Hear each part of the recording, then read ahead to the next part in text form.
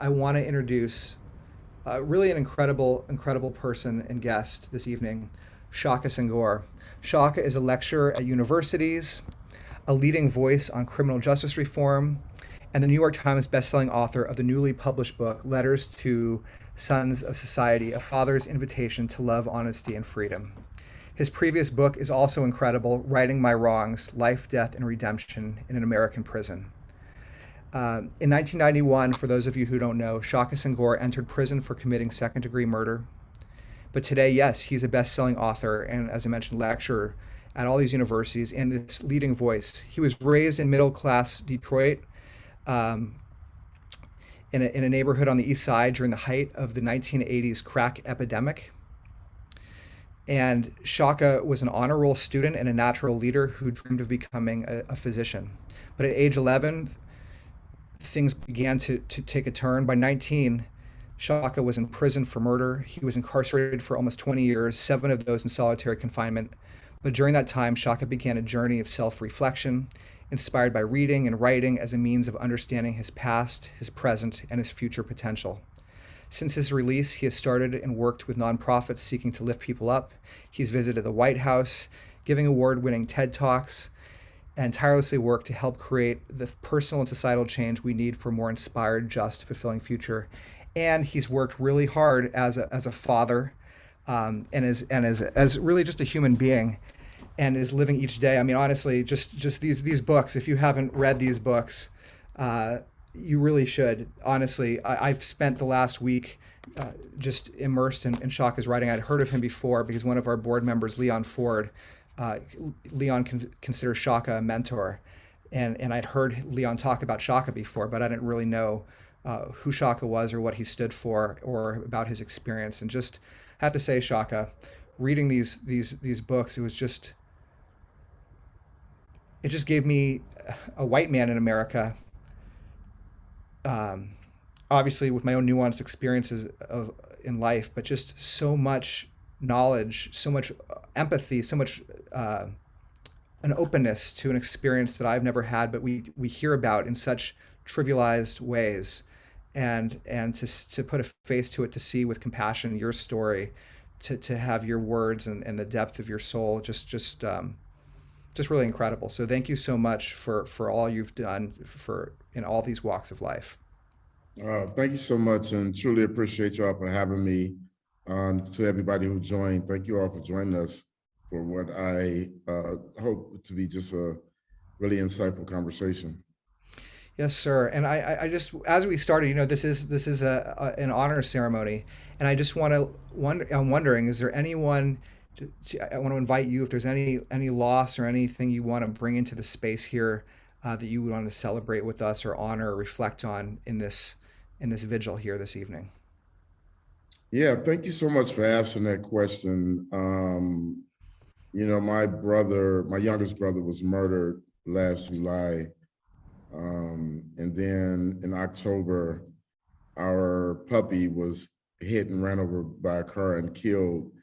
And so it was just like a lot to navigate, and for a very tough year. So just the energy of my younger brother, who meant a ton to our family. And yesterday was the anniversary of him getting his degree. And, our puppy, who, as anybody who's a pet owner knows, that pets become part of family and they take up tons of space in our homes and in our lives. So, just want to honor that energy as we have this particular discussion. Thank you so much, Shaka, for sharing that with us, and all of us send love uh, to both. To both, and I appreciate you, honoring humans and animal lives in the same breath, because we often don't do that in our culture. And to your point, when you love something or someone or care for someone, it changes your relationship to that thing. And even, I mean, it just struck me, even in your first book, maybe you can just talk a little bit about, it's coming to my mind about the rat that you describe.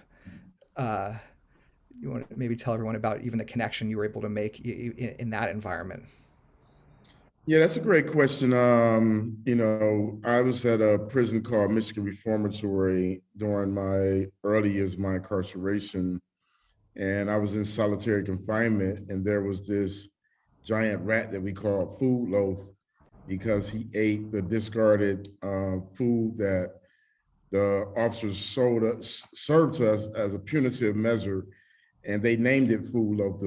They would mush up all the food for that particular meal and bake it into a hard loaf, and we would throw it out on a tier in rebellion, and this giant rat would eat it. And so he was a very portly rat that, kind of rambled down the cell block. And, weirdly enough, he just kind of became one of us in a way.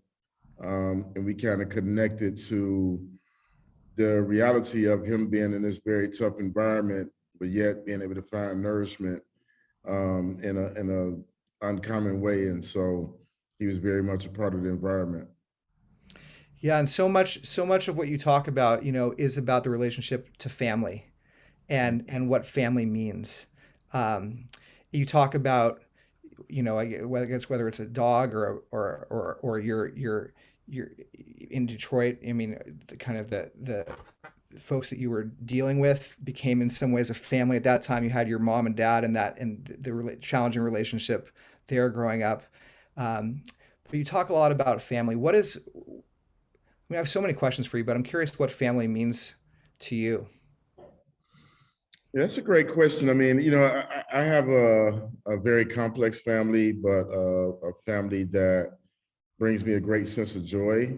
My immediate family is, currently in LA is my son Sekou, who I write about in the book. My partner Liz. We have our own little family dynamic, which is full of excitement and curiosity and fun. When I think about our family dynamic together, I think about some of the things we do to foster connection. One of our favorite things to do is to find just weird foods and then like try them out. So we're like ordering random potato chips and other goods, and then we're just like sampling them, and most of them are putrid and disgusting, but they're fun to try. I think the worst that I've tried thus far was some dill pickle cotton candy. I love dill pickles and I love candy, but they are not a great combination.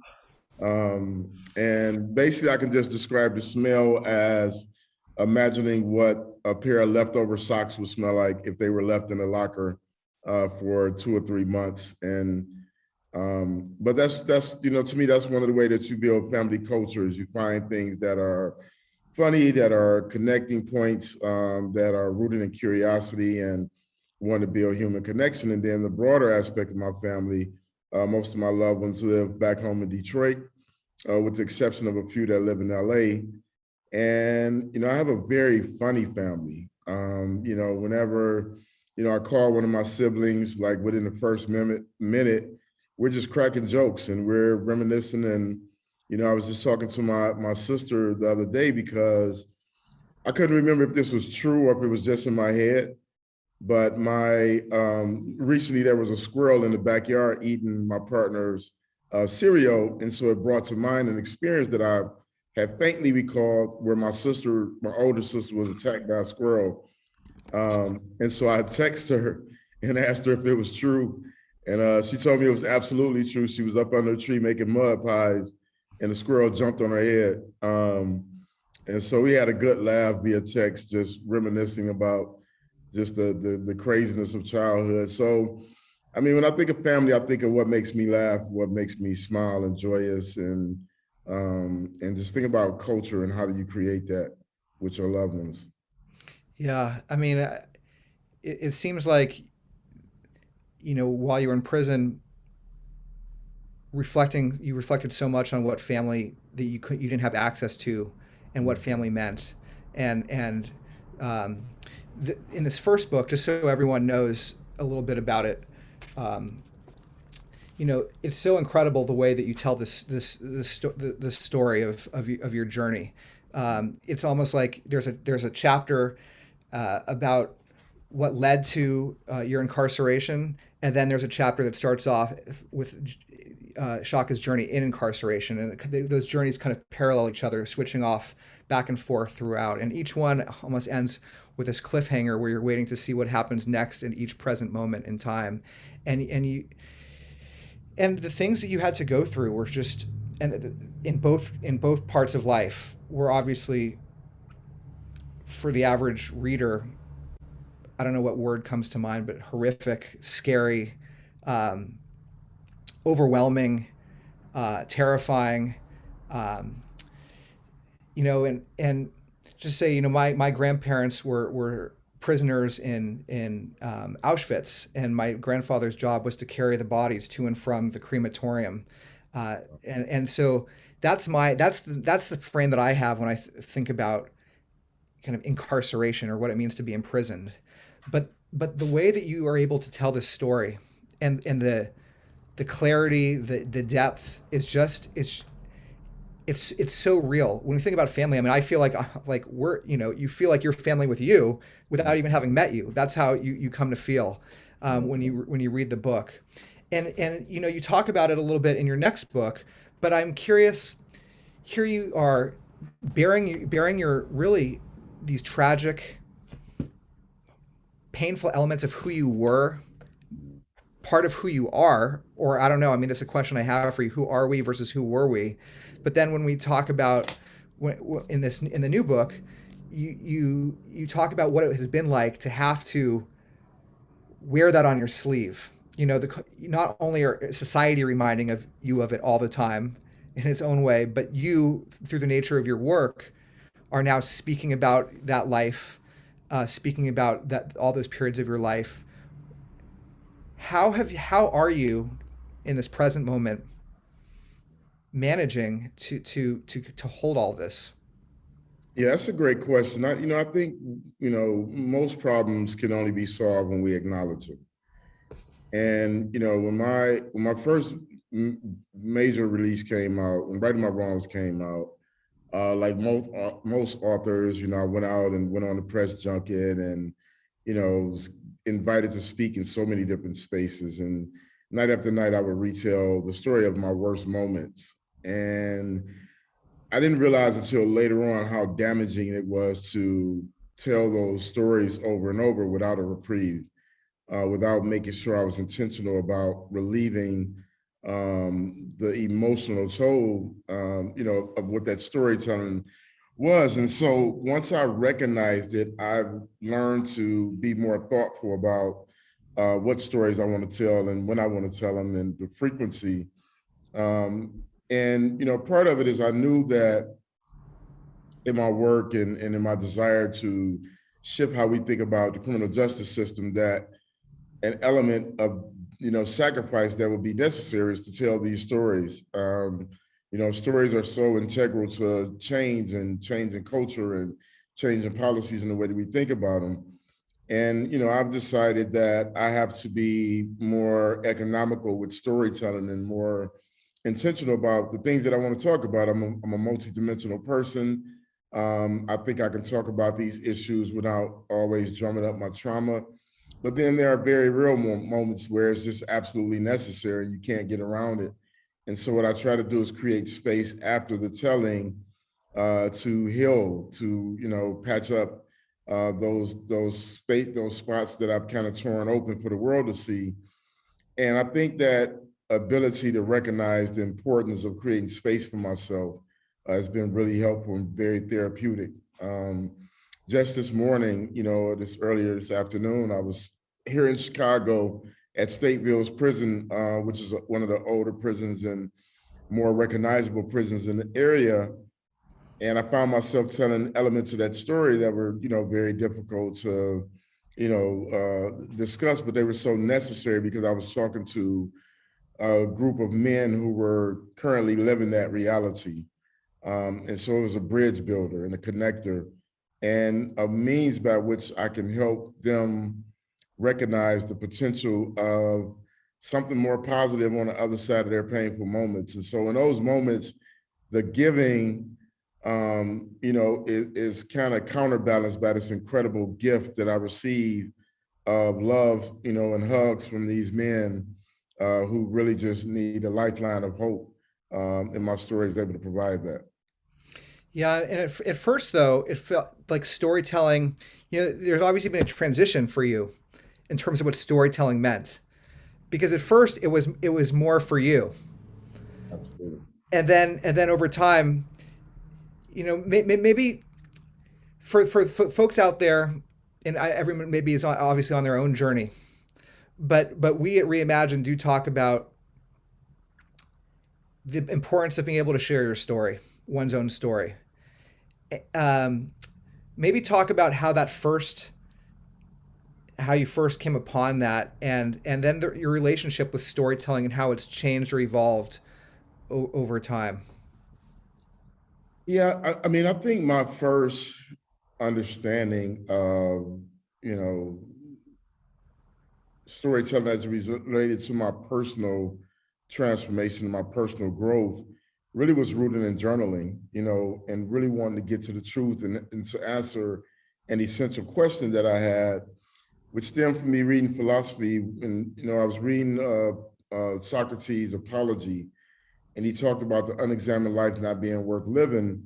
And so I embarked on this journey of journaling, which is to me the highest form of truth telling, if you're completely honest with yourself.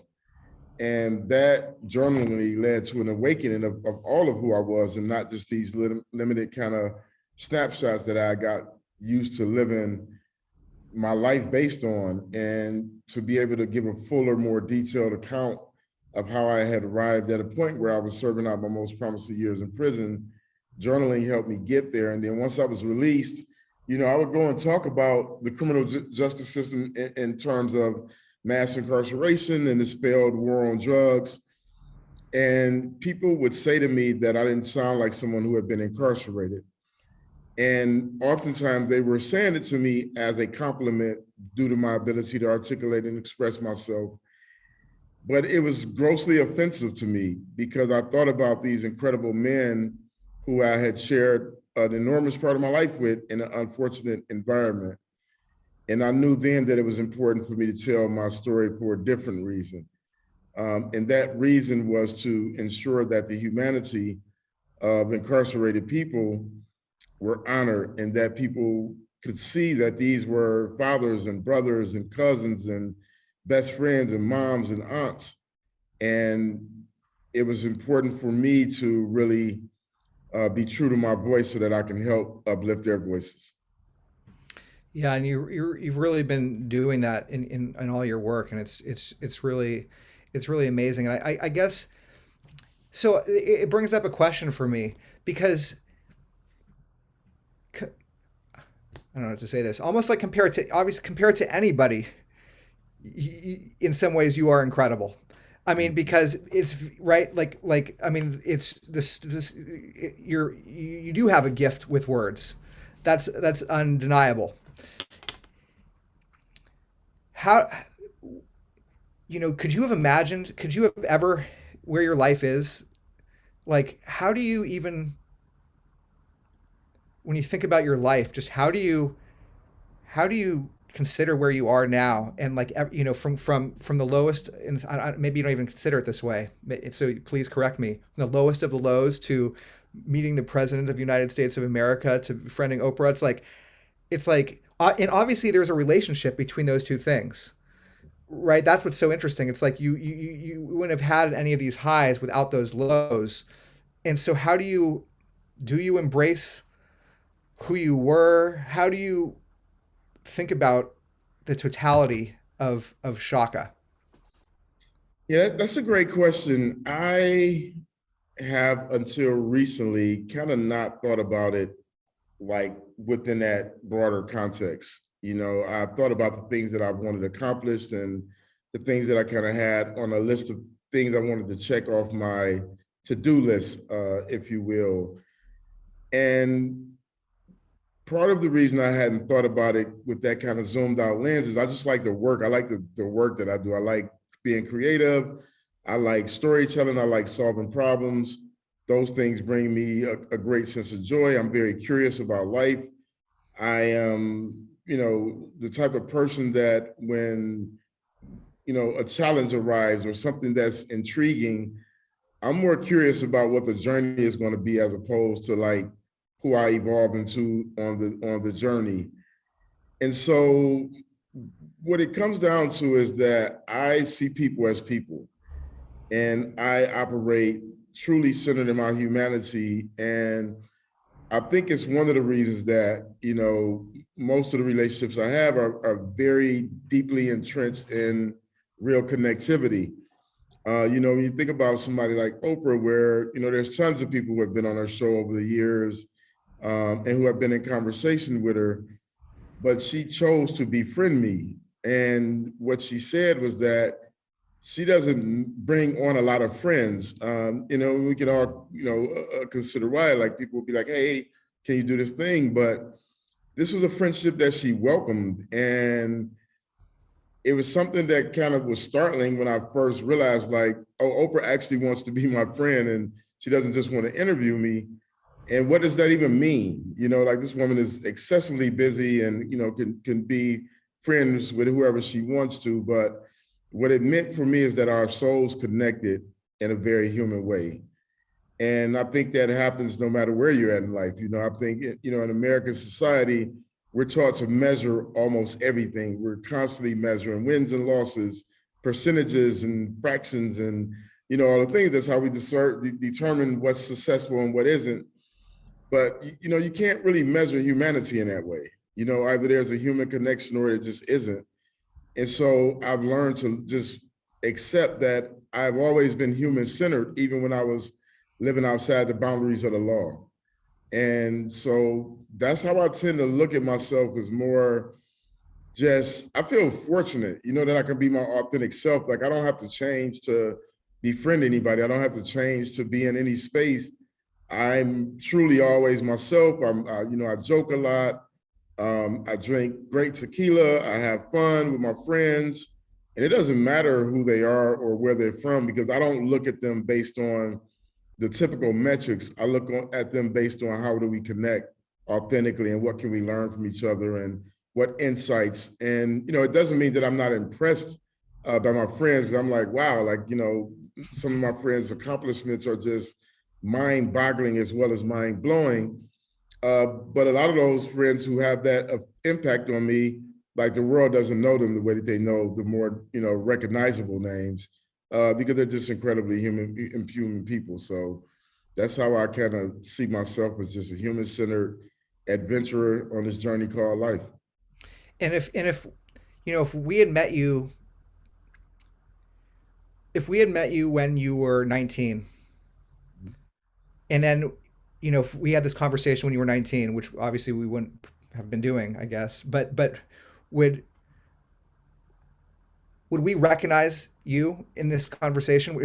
How different would you say you are from, in terms of how you show up? Right. Yeah, how would you, yeah, curious. So, interestingly enough, you probably would have recognized me even when I would not have. And the reason I say that is because I think back to the beginnings of my transformative thinking. That was sparked by some incredibly thoughtful mentors that I encountered when I was 19 years old. And these men saw me, they saw the authentic me. They didn't see the kid who was, rebelling against the system, getting in tons of trouble. Like, they knew that wasn't who I truly was. And so these men, they took it upon themselves to, provide me with books and challenge me in conversations, and to ultimately help me grow and evolve and mature. But what they really did is they helped liberate me from the facade of survival that oftentimes happen when you grow up in the inner city. This mask of toughness, this mask of, like, survival. And they were able to just get to the core, and they were like, you're a great leader. You're a great thinker. You're curious about things. You want to learn. And once they were able to point those things out, I was able to recognize and acknowledge them in incremental steps. Like, it wasn't an overnight thing, but through these incremental steps, I was able to see what they saw, even though it was years later when I saw it in the same light that they saw it. So you probably would have saw all of the things that they saw, even when I didn't see those things in myself. Yeah, it's so powerful because you talk a lot about in your book about, in growing up in inner city Detroit, and the whole community really didn't have people telling them that. And maybe you can tell us from that vantage point about the affirmations you do or maybe did with your youngest son. Yeah, so every night I do affirmations with my youngest son, Sekou, before his bedtime. It's a ritual we started when he was about 18 months old. And I was driven by two things. One, I really wanted him to have a sense of how we saw him. The beauty of who he is, the magic, the curiosity, the intelligence. But I also wanted to give him a safeguard against the narrative that the world has created specifically for Black boys. And, as a dad, I felt like that was one of my core responsibilities, is to protect him by arming him with the truth that he is smart, that he is amazing, that he is thoughtful, he's kind, he's loving, and he's compassionate. And so, he's 10 years old now, and you see all these things, these attributes that he has. And would also realize that in affirming him, I was also affirming myself, which I think is important for us to do, especially, all of us on the call who are navigating grief and navigating, tremendous heartbreak. It is important for us to truly affirm ourselves whenever possible. Can you just would you mind sharing with us the affirmations that yeah, how it goes so we could practice ourselves? Yeah, so the short version is every night before bed, I say cool, basically repeat after me that I am great, I am awesome, I am amazing, I am thoughtful, I am kind, I am loving, I am caring, I am funny, I am smart, I am a big boy, I am cool. And so we repeat an iteration of those kind of affirmations nightly. Sometimes we switch them up, we move them around. They evolve over time. And one of the greatest things is that Sekou loves it. Like he excited about it, and he takes, it's a thing that we have between us that's very important to him, and it brings him joy, and that really matters to me as a dad. Yeah, thank you so much for sharing that. I want to make sure also, because we don't have Shaka for the full hour today, and so want to mention this book, Letters to the Sons of Society, which is a more recent piece of literature that is really also incredible and builds on this idea of writing letters, which Shaka's began doing in prison, which in some ways, as he talks about, saved him. And then now are writing letters to his sons, his older son, Jay, and his younger son, who we just discussed, talking about lessons learned that he learned, and really a conversation with them through letters. And it's a really beautiful book. And I'm curious. You talk about the book begins, and your oldest son is almost, you think he died. Mm. And there was a period where you thought he was shot, and this was after he had threatened you as his dad. He had threatened you with violence, the same violence you had worked so hard in your life to move past, and now he's threatening violence to you. And then you thought he died, and that changed everything. At Reimagine, we talk a lot about what death can teach us about life. Mm. And I'm wondering if you would just respond for yourself. I mean, you've seen so much. You've seen death. You've created death in some ways for others, but you've created so much. You've also created so much life. How do you see that relationship between death and life? Yeah, I mean, it's one of the things that first of all, I'm happy that you all have created a space where we can talk very honestly and candidly about death.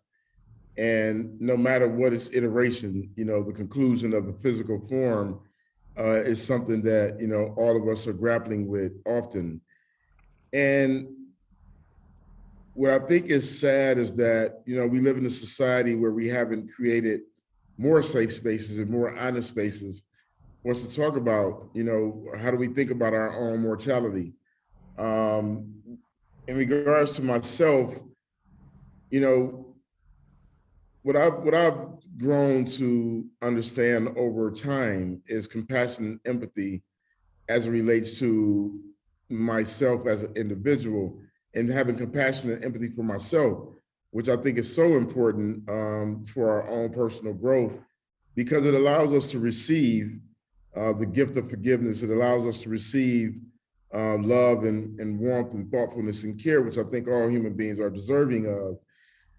But I see death as an inevitable outcome of life. Like if you're fortunate enough to, have been on this physical plane, at some point our physical comes to a conclusion. And, so I've been able to reconcile it by just trying to live life while I'm here, be present in the moment, not get trapped into old narratives that don't no longer exist, or get so fixated on, a story that hasn't arrived yet, that I forget the story that I'm in, that I'm living and that I'm present in. And I think having those extremes where, I can't even count how many of my childhood friends have been lost to gun violence. I can't even begin to count how many people in our community, the communities that I come from, who have died, well before what we thought would be possible for them, for a variety of reasons. And so because of that, you know, reality of having so many people die, I've learned to reconcile that this is life. It's an extension of life. They're not separate things. They're, a part of each other. Like we can't appreciate the fullness of life without appreciating the conclusion of it. And, we can decide to get bogged down in the grief that doesn't allow us to live, but we don't have to. Yeah, and I guess, Shaka, I just want to say thank you so much for being with us. Do we have time for one more question? Oh, sure. So, yeah, just thank you so much, first of all, for everything. And, it's I was, as I mentioned, introduced to you by name through one of our board members, um, Leon Ford. And Leon, as you know, was shot at point blank range by the police in a case of mistaken identity, when he shouldn't have been, in that situation against his will, in a really screwed up case of police brutality. Uh, and Leon ended up forgiving the police officer that shot him, and that was extremely powerful for him, for Leon. And Leon is really healed and grown, and almost, he said, wouldn't maybe have even changed the situation. He's now in a wheelchair 9 years later, but maybe wouldn't have even changed the situation for all that he's experienced and all the growth he's achieved, and all the difference he's made in people's lives. And then there's you, Shaka, and it's a different kind of forgiveness, because whereas Leon forgave the police officer, your hardest work, it seemed like, was forgiving yourself. Or that's what's incredible. It's like, people say, oh, you're a murderer, or maybe you killed somebody, but you're not a murderer. That's how, at least that's how I see it. I mean, you've had this full experience of life, and what you were able to do, regardless of how anyone else sees you, you were able to forgive yourself and see yourself differently. And I just want you to talk about that message in what you would share with us about forgiveness. Yeah, that's another great question. And when I think about forgiveness, I can't not mention this incredible woman named Nancy Weaver, who reached out to me about 5 years into my incarceration and informed me that she raised David, the man whose life I was responsible for taking. And she told me, what an incredible dad and friend and son he was. And she also, she went on to tell me that she forgave me. And at that time, I was about 25, 26 years old. And I just wasn't emotionally mature enough to understand the gift that I had been given. I didn't know how to process forgiveness because didn't have any empathy or compassion for myself. And so it wasn't until I began to grow and deepen my understanding of my personal journey, that I was able to finally get to a space where I could receive her forgiveness. And that gave me permission to really think about my own forgiveness for the harms that I caused myself as well as other people. And, that letter, it just showed me what it means to be like human and to be centered in a faith that's unshakable. Nancy is a very religious woman, and she believed that it was her divine responsibility to forgive me and to love me. And to have someone stand in their faith at a time where most people would understand if they didn't want to stand in their faith and they wanted to be mean and malicious and angry, that, she was well within her rights to do so. But to see her stand so resolute in what she believed, it emboldened me with the courage to say, I need to think about my healing as not only an external experience, but as an internal experience. Shaka, thank you so much for being with us. We'll let you take off, but just want to say that we honor you in this space. We send love to you and all the strength that you need to continue doing the great work that you're doing in this world, and all the eyes and hearts you've opened up along the way to see something that otherwise, another taboo topic. There's death, there's prison, it's life. There's so much taboo around life, and you're unlocking a big piece of it for all of us to see, and we just embrace your humanity here. So thank you, sir. Well, thank you so much for having me, and to everyone who joined this evening. I hope you all have an incredibly, impactful rest of this experience and a great rest of your week. Thank you, Shaka. We'll see you soon.